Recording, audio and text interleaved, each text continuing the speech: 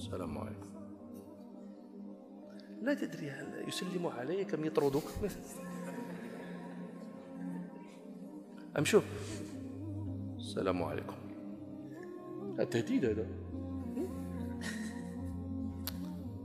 المصافحة بشرطها الذي هو انبساط الوجه ولين الكف وخفض الجناح. اذهبي الغل. أنا ممن يعاني من تحريف اسمه. لو كنت في هذا الزمن الذي يحرر فيه الناس هذه الأسامي ما غلط في اسم أحد.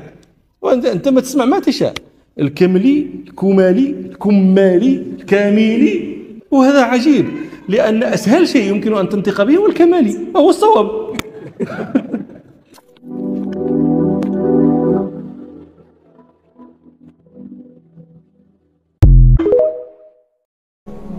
يوسف عليه السلام الذي كان عزيز مصر بسط الله يده في الأرض، يقول فيما يحكيه ربنا سبحانه عنه: رب قد آتيتني من الملك وعلمتني من تأويل الأحاديث فاطر السماوات والأرض أنت وليي في الدنيا والآخرة توفني مسلما وألحقني بالصالحين.